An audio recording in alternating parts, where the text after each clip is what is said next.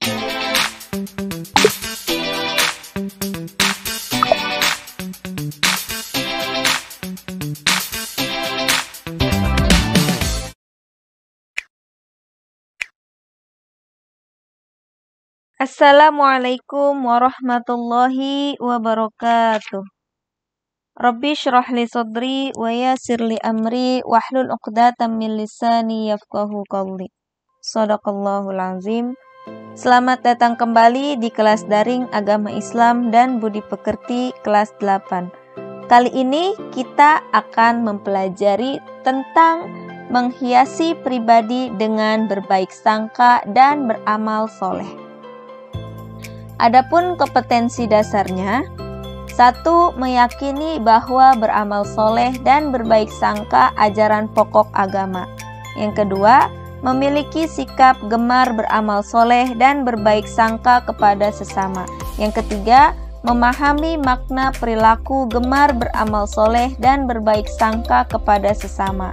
Yang keempat, menyajikan contoh perilaku gemar beramal soleh dan berbaik sangka kepada sesama. Tujuan pembelajaran. Setelah mempelajari ini, siswa diharapkan mampu 1. Mendeskripsikan pengertian beramal soleh dengan benar. 2. Menunjukkan dalil beramal soleh dengan benar. 3. Menunjukkan contoh perilaku beramal soleh dalam kehidupan sehari-hari dengan benar. 4. Berperilaku beramal soleh dalam kehidupan sehari-hari dengan benar. 5. Menjelaskan manfaat beramal soleh dengan benar. 6. Mendeskripsikan pengertian berbaik sangka dengan benar. 7. Menunjukkan dalil berbaik sangka dengan benar. 8. Menunjukkan contoh perilaku berbaik sangka dalam kehidupan sehari-hari dengan benar. 9. Berperilaku berbaik sangka dalam kehidupan sehari-hari dengan benar. 10. Menjelaskan manfaat berbaik sangka dengan benar. Adapun peta konsepnya, ini yang akan kita pelajari, yaitu menghiasi pribadi dengan berbaik sangka dan beramal soleh. Memahami amal soleh, memahami berbaik sangka, memahami dalil nakli tentang berbaik sangka dan amal soleh, memahami cara menerapkan beramal soleh, memahami cara menerapkan berbaik sangka, dipahami dan dilaksanakan dalam kehidupan sehari-hari. Sikap mulia yang akan kita capai, yaitu menghiasi diri dengan senantiasa berbaik sangka dalam kehidupan, suka menjalankan amal soleh dalam kehidupan. 1. Memahami amal soleh. Tahukah kalian apa yang dimaksud dengan amal soleh? Untuk mengetahui pengertian amal soleh, perhatikan firman Allah Subhanahu wa Ta'ala dalam Quran Surah Al-Asr ayat 2-3 yang berbunyi, A'udzu billahi minasyaitonir rajim. Bismillahirrahmanirrahim. Innal insana lafi khusrin illal ladzina amanu wa 'amilus solihati wa tawashaw bil haqq wa tawashaw bis sabr. Shadaqallahul azim.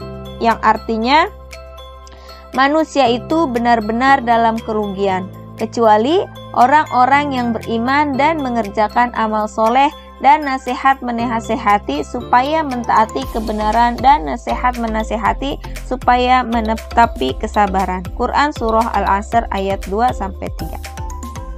Ayat tersebut menegaskan bahwa sesungguhnya manusia berada dalam kerugian, kecuali yang dilakukan 4 hal, yaitu yang pertama, beriman kepada Allah Subhanahu wa Ta'ala. Yang kedua, beramal soleh atau amal kebajikan. Yang ketiga, saling menasehati untuk kebenaran.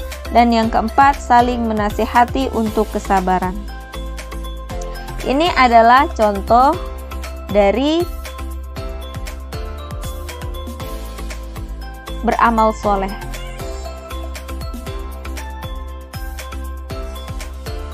Kata amal soleh berasal dari kata amilus, yaitu segala perbuatan yang bermanfaat bagi dirinya atau orang lain dan sesuai dengan akal rasional. Al-Quran, serta As-Sunnah.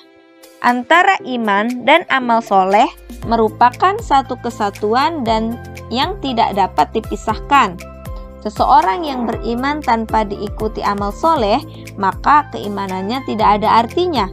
Sebaliknya, amal soleh tanpa didasari iman yang benar, maka amalnya tidak ada nilainya di hadapan Allah Subhanahu wa Ta'ala.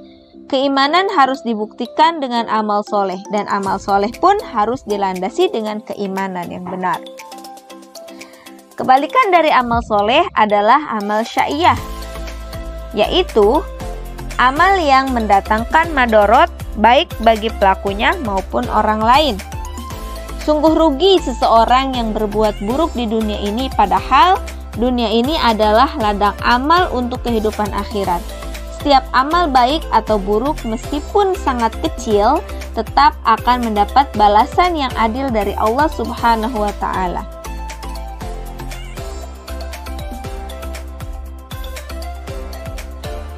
Hal ini sesuai dengan firman Allah Subhanahu wa Ta'ala dalam Quran surah Az-Zalzalah ayat 7-8 yang berbunyi, A'udzu billahi minasyaitonir rajim. Bismillahirrahmanirrahim.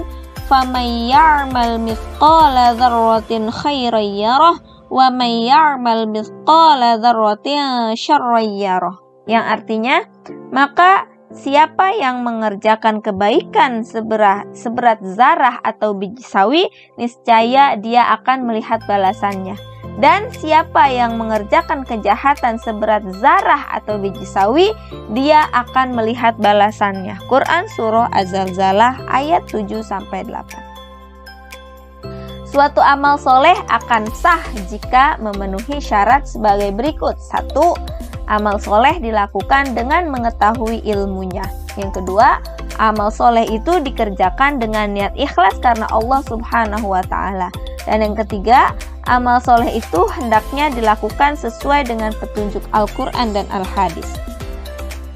Pernahkah kalian melihat orang atau temanmu beramal tetapi sedikit sekali? Janganlah kalian meremehkan atau menghina karena sedikit amalnya, sebab nilai sebuah amal tidak semata-mata tergantung banyak atau sedikitnya suatu amal, tetapi juga terletak pada keikhlasannya. Sedangkan nilai keikhlasan amal seseorang hanya Allah Subhanahu wa Ta'ala yang mengetahuinya. Allah Subhanahu wa Ta'ala mencintai seorang hamba yang beramal secara terus-menerus meskipun sedikit. Memang yang paling baik adalah beramal banyak serta ikhlas dan dilakukan secara terus-menerus. Rasulullah Shallallahu Alaihi Wasallam pernah bersabda yang artinya, Dar Abu Dzar Jundub bin Junadah radhiyallahu an berkata, Nabi Shallallahu Alaihi Wasallam bersabda kepadaku, janganlah sekali-kali kamu mencemooh perbuatan baik seberapapun kecilnya, walaupun perbuatan baik itu hanya berupa penyambutan terhadap saudaramu dengan muka yang berseri-seri. Hadis riwayat Muslim. Ketahuilah bahwa amal soleh ada 3 macam, yaitu 1. Amal soleh terhadap Allah Subhanahu wa Ta'ala, yaitu dengan menjalankan perintah Allah dan meninggalkan larangan Allah. Contohnya, sholat, zakat, puasa, membaca Al-Quran, dan ibadah yang lainnya. Yang kedua, yaitu amal soleh terhadap manusia, yaitu menjalankan hak dan kewajiban terhadap sesama manusia. Contohnya, memberikan senyuman, bersikap ramah, bertutur kata yang santun, dan menolong kaum duafa.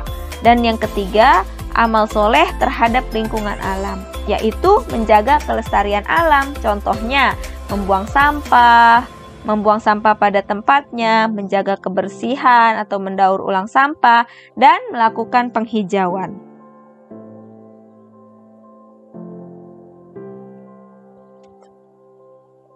Di samping 3 amal soleh, ada 1 amal kebajikan yang disebut amal jariyah. Amal jariyah yaitu perbuatan kebajikan yang dilakukan secara ikhlas dengan mengharap ridha Allah Subhanahu wa Ta'ala dan mendatangkan pahala bagi pelakunya meskipun ia telah meninggal dunia. pahala amal jariyah akan terus mengalir selama orang yang masih hidup masih dapat memanfaatkan hasil kebajikan yang ia tinggalkan di dunia.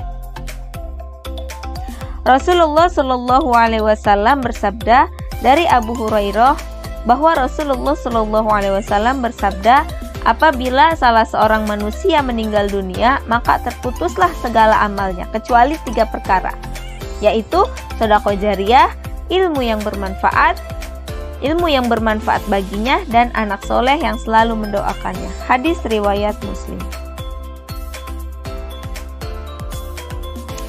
2. Manfaat beramal soleh. Seseorang yang beramal soleh akan memperoleh manfaat sebagai berikut. 1. Diberi ampunan dan pahala yang besar oleh Allah Subhanahu wa Ta'ala. Yang kedua, diberi tambahan petunjuk. Yang ketiga, diberi kehidupan yang baik dan layak. Yang keempat, dihapuskan dosa-dosanya. Dan yang kelima, dijauhkan dari kerugian di dunia dan di akhirat. Yang ketiga, lanjut berbaik sangka. Berbaik sangka atau husnuzon merupakan perilaku terpuji yang harus dimiliki seorang muslim. Lawan dari husnuzon adalah suuzon atau buruk sangka. Berburuk sangka merupakan perilaku tercela yang akan mendatangkan madorot baik bagi pelakunya maupun orang lain. Allah Subhanahu wa Ta'ala melarang berburuk sangka sebagaimana firman-Nya dalam Quran surah Al-Hujurat ayat 12 yang berbunyi, A'udzu billahi minasyaitonir rajim. Bismillahirrahmanirrahim.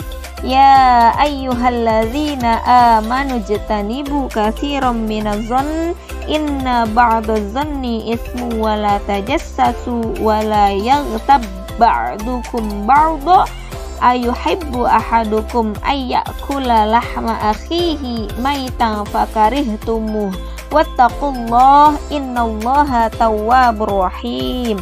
Yang artinya, wahai orang-orang yang beriman, jauhilah banyak dari prasangka. Sesungguhnya sebagian prasangka itu dosa, dan janganlah kamu mencari-cari kesalahan orang lain. Dan janganlah ada di antara kamu yang menggunjing sebagian yang lain. Apakah ada di antara kamu yang suka memakan daging saudara yang sudah mati? Tentu kamu merasa jijik. Dan bertakwalah kepada Allah. Sungguh Allah Maha Penerima Taubat, Maha Penyayang. Quran Surah Al-Hujurat ayat 12.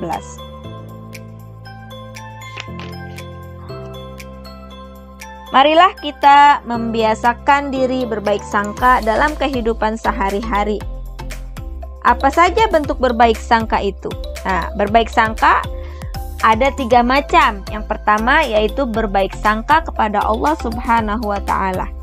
Orang yang berbaik sangka kepada Allah Subhanahu wa Ta'ala akan senantiasa bersyukur atas semua kenikmatan dirinya.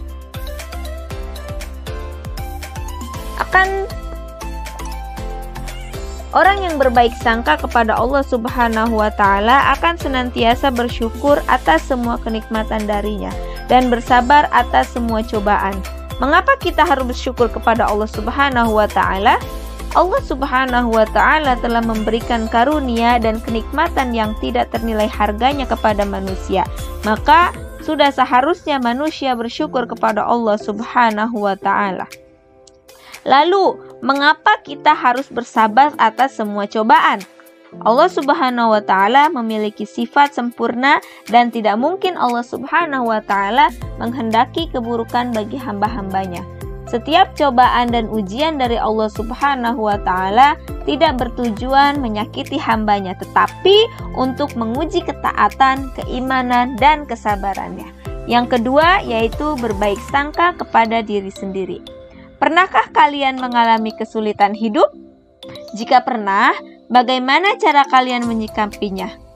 Seseorang yang berbaik sangka kepada diri sendiri akan memiliki sikap percaya diri, optimis, dan kerja keras. Sebaliknya, seseorang yang berburuk sangka kepada diri sendiri, ia akan merasa pesimis, tidak percaya diri, dan malas berusaha.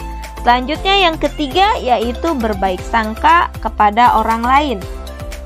Sebagai makhluk sosial, manusia selalu membutuhkan orang lain. Orang lain di sekitar kita harus diperlakukan secara baik, santun, saling menyayangi, dan menghormati. Berprasangka baik kepada orang lain akan menumbuhkan keharmonisan dalam kehidupan masyarakat. Sikap buruk sangka hanya akan memicu perpecahan dan konflik. Banyak pertikaian dan kerusuhan terjadi karena sikap buruk sangka. Jika ada isu-isu negatif, hendaknya diklarifikasi atau tabayun terlebih dahulu akan kita tidak terjerumus kepada sikap curiga dan buruk sangka. Oleh karena itu, mari kita tumbuhkan prasangka baik kepada keluarga, teman, tetangga, dan sesama manusia agar hidup kita bahagia dunia sampai akhirat. Selanjutnya yaitu manfaat baik sangka.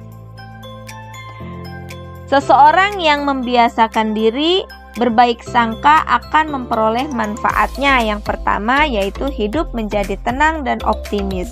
Seseorang yang berbaik sangka kepada Allah Subhanahu wa Ta'ala akan senantiasa bersyukur apabila mendapatkan kenikmatan dan bersabar apabila mendapat ujian serta cobaan. Hal ini akan menjadikan hidupnya tenang dan penuh optimis. Yang kedua yaitu yakin bahwa terhadap hikmah di balik segala penderitaan dan kegagalan. Yang ketiga yaitu membentuk pribadi yang tangguh. Yang keempat, menjadikan seseorang teguh pendirian sebab tidak mudah menerima pengaruh buruk dari orang lain. Yang kelima, menjadikan seseorang kreatif. Yang keenam, menyebabkan seseorang tidak mudah putus asa. Yang ketujuh, hubungan persahabatan dan persaudaraan menjadi lebih baik. Yang kedelapan, terhindar dari penyesalan dalam hubungan dengan sesama. Yang kesembilan, selalu senang dan bahagia atas kebahagiaan orang lain. Tugas pertama untuk minggu ini, 1. Buatlah cerita tentang kisah nyata orang-orang terdahulu maupun sekarang yang memiliki sifat jujur dan adil. Yang kedua, misalnya ada salah seorang teman kamu kehilangan uang. Rencananya uang pemberian orang tuanya itu akan digunakan untuk membeli buku pelajaran.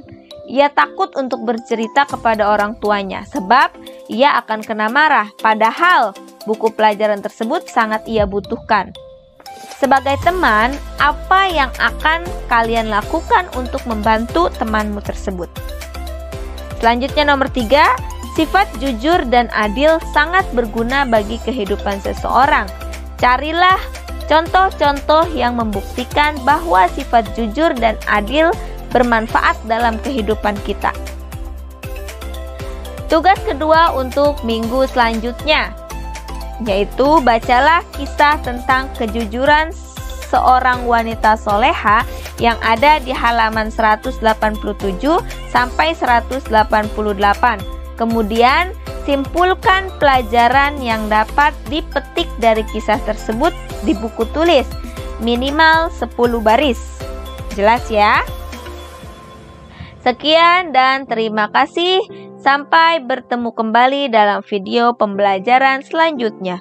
Wassalamualaikum warahmatullahi wabarakatuh.